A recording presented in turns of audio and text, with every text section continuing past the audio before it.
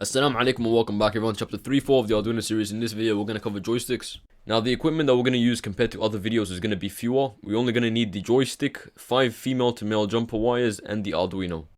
Now before we go into connecting the joystick to the Arduino, we have to understand how the joystick functions. Now the joystick in itself is made up of two potentiometers that work in the x-axis and y-axis as shown. Now if you look under the plastic cover of the joystick, you can see that there are two vertical bars that are adjacent to each other, and each one is responsible for a different axis. Now the graph that I'm showing you right now depicts the two potentiometers working at different axes. The highest point that you can reach with the y potentiometer is 1023, and the same goes for the x-axis. Now there's one important coordinate that I've plotted, the idle coordinate. Now this shows that this meets the x-axis halfway and meets the y-axis halfway.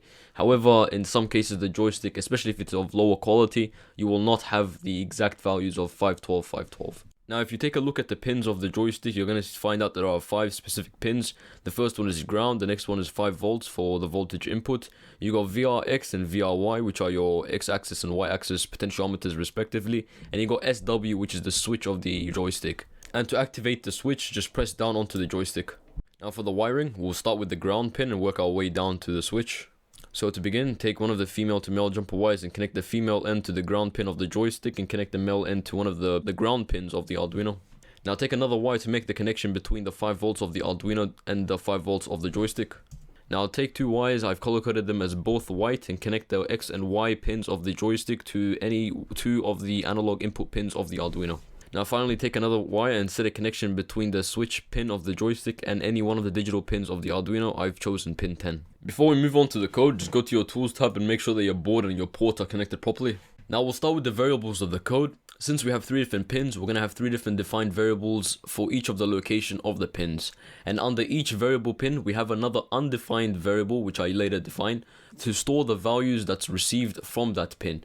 We have joystick X and joystick Y, which will store the values from the potentiometers of each axis, and joystick button, which will show me either 0 or 1, indicating if there's a connection or not. And the final variable is dtime, which I'm going to use within the delay command. Now for our void setup, we begin by activating the serial monitor by using the command serial.begin using the baud rate 9600.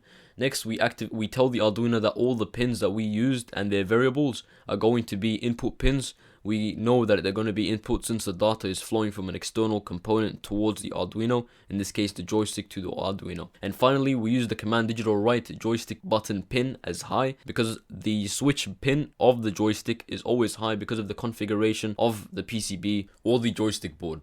Now finally, for our void loop, I come and I define the variables that were undefined previously, using analog read for joystick X and joystick Y, because I want the full variation of the values that are formed because of the potentiometer for each axis in the joystick. However, for joystick button, I use digital read because I only want binary values to indicate whether there's a current flow or not for the switch pin in the joystick.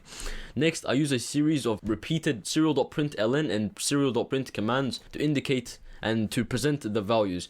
Before I present the values, I use a small description that identifies what that value means and what it represents. So for instance, before joystick X, I use the text x-axis to tell me that the value that comes from this is for the x-axis and I don't get confused. And I use these bars just so that when the code gets repeated and looped, it's easy for me to identify. Using the delay command with the variable dtime of 500, which is 0.5 seconds, it gets looped every single half a second. If you go and open up your serial monitor, you can see that the serial.print command get loaded up properly.